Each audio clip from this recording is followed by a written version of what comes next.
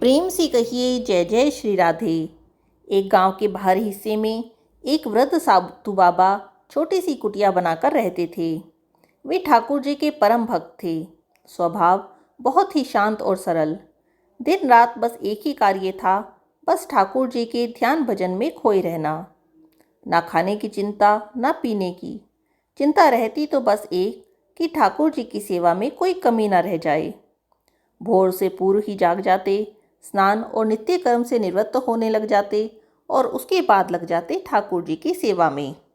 उनको स्नान कराते, धुले वस्त्र पहनाते, चंदन से तिलक करते, पुष्पों की माला पहनाते, फिर उनका पूजन भजन आदि करते।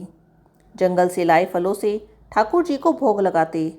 बिल्कुल वैरागी थे, किसी से कुछ लेना देना नहीं था। फक्कड़ थे, परंतु किसी के आगे हाथ नहीं फैलाते थे। यदि कोई कुछ दे गया तो स्वीकार कर लिया, नहीं तो राधे राधे। फक्कड़ होने पर भी एक विशेष गुण उनमें समाहित था। उनके द्वार पर यदि कोई भूखा व्यक्ति आ जाए तो वह उसको बिना कुछ खिलाए नहीं जाने देते थे। कुछ नहीं होता था तो जंगल से फल हिला कर देते, परंतु कभी किसी को भूखा नहीं जाने दिया। यही स्थिति ठाकुर जी के प्रति भी थी। उनको इस बात की सदैव चिंता सताती कि कहीं ठाकुर जी किसी दिन भूखे ना रह जाएं। उनके पास कुछ होता तो था नहीं, कहीं कोई कुछ दे जाता तो भोजन बना लेते, नहीं तो अपने पास थोड़ा सा गुड़ रखा करते। यदि भोजन बनाते तो भोजन पहले ठाकुर जी को अर्पित करते, फिर स्वयं ग्रहण करते। किंतु यदि भोजन नहीं होता तो गुड़ से ही काम चला लेते। थोड़ा सा गुड़ ठाकुर जी को अर्पित करते, फिर थोड़ा सा खुद खाकर पानी पी लेते। एक बार की बात है, वर्षा ऋतु में कई दिनों तक वर्षा होती रही। जंगल में हर ओर पानी भर गया। जंगल से फल ला पाना संभव नहीं था। उनके पास रखा गुड़ भी अब समाप्त होने वाला था। अब बाबा जी को बड़ी चिंता हुई। सोचने लगे, यदि वर्षा इसी प्रकार होती रही तो मैं जंगल से फल कैसे ला पाऊंगा, ठाकुर जी को भोग कैसे लगाऊंगा। गुड़ भी समाप्त होने वाला है, ठाकुर जी तो भूखे रह जाएंगे। और यदि द्वार पर कोई भूखा व्यक्ति आ गया तो उसे क्या खिलाऊंगा।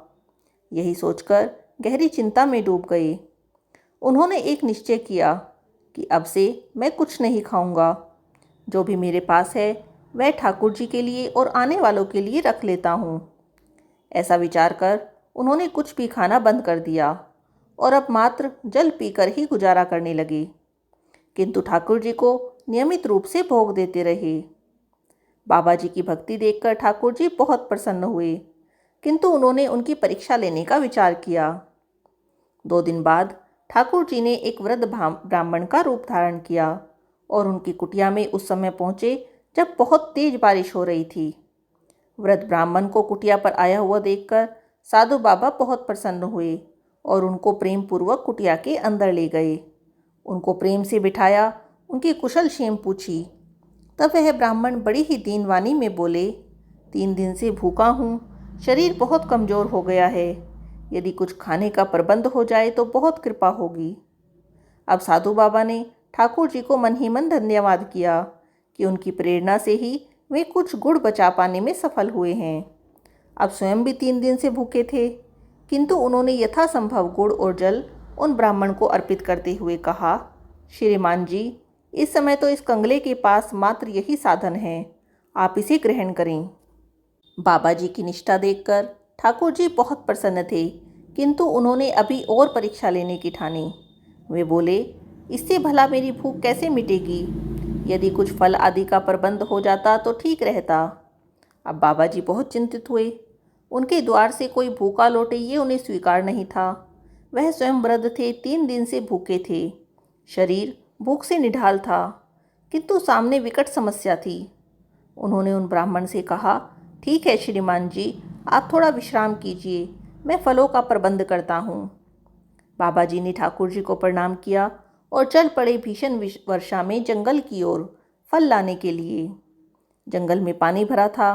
पानी में अनेकों विषैले जीव इधर उधर बहते जा रहे थे, किंतु किसी भी बात की चिंता किए बिना साधु बाबा कृष्णा कृष्णा का जाप करते हुए चलते रहे।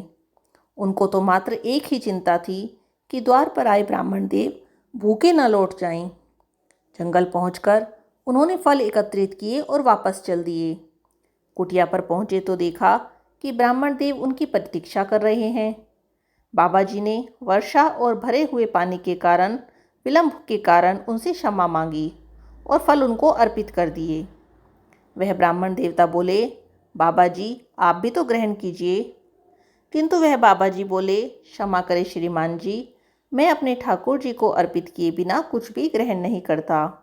यह फल मैं आपके लिए लाया हूँ, मैंने इनका भोग ठाकुर जी को नहीं लगाया है। तब ब्राह्मण देवता बोले, ऐसा क्यों कह रहे हैं? आप ठाकुर जी को तो आपने अभी अभी फल अर्पित किए हैं। बाबा बोले, अरे ब्राह्मण देव, क्यों परिहास कर रहे हैं? मैंने कब अर्पित किए ठाकुर जी को फल? तब ब्राह्मण देवता बोले, अरे यदि आपको मुझ पर विश्वास नहीं है तो जाकर देख लो अपने ठाकुर जी को, वो तो तुम्हारे द्वारा दिए गए फलों को प्रेम पूर्वक खा रहे हैं। ब्राह्मण देव की बात सुनकर बाबा जी ने जाकर देखा तो वह सभी फल ठाकुर जी के सम्मुख रखे थे जो उन्होंने ब्राह्मण देव को अर्पित किए थे। वे तुरंत ही बाहर आए और आकर ब्राह्मण देव के पैरों में पड़ गए और बोले, कृपया बताएं आप कौन हैं? यह सुनकर श्रीहरि वहाँ प्रत्यक्ष प्रकट हो गए। ठाकुर जी को देखकर वह वृद्ध बाबा अपनी सुध-बुध खो बैठे। बस ठाकुर जी के चरणों से ऐसे लिपटे मानो प्रेम का झरना बह निकला हो। आंखों से अश्रु की धारा ऐसे बही जा रही थी जैसे कुटिया में ही वर्षा होने लगी हो। ठाकुर जी ने उनको प्रेम से उठाया और बोले, तुम मेरे सच्चे भक्त हो। मैं तुम्हारी भक्ति और निष्ठा प्रेम से अभिभूत हूँ। मैं तुम्हारी प्रत्येक इच्छा पूर्ण करूँगा। कहो क्या चाहते हो? किंतु साधु बाबा की तो मानो वाणी ही मारी गई हो। बस अश्रु ही भरे जा रहे थे। वाणी मौन थी। बहुत कठिनता से स्वयं को संयत करके बोले, हे नाथ, जिसने आपको पा लिया उसको भला और क्या चाहिए? अब तो बस इन चरणों में आश्रय दे दीजिए। ऐसा कहकर वह पुनः ठाकुर जी के चरणों में गिर गए। तब ठाकुर जी बोले, मेरा दर्शन व्यर्थ नहीं जाता। मांगो क्या चाहते हो? कहो तो मैं तुम्हें मुक्ति प्रदान करता हूँ। यह सुनते ही बाबा विचलित हो गए। तब बाबा बोले, हे हरि, हे नाथ, मुझे यूँ ना छलिए, मैं मुक्ति नहीं चाहता। यदि आप देना ही चाहते हैं तो जन्मों जन्मों तक इन चरणों का आश्रय दीजिए। हे नाथ, बस यही वरदान दीजिए कि मैं बार बार इस धरती पर जन्म लूँ और हर जन्म में आपके श्री चरणों के ध्यान में लगा रहूँ। हर जन्म में आपको इसी प्रकार प्राप्त करता रहूं। तब श्री हरि बोले, तथास्तु। भगवान के ऐसा कहते ही साधु बाबा के प्राण श्री हरि में विलीन हो गए। बोलिए वृंदावन बिहारी लाल की जय। हरे कृष्णा राधे राधे। जय जय श्री राधे।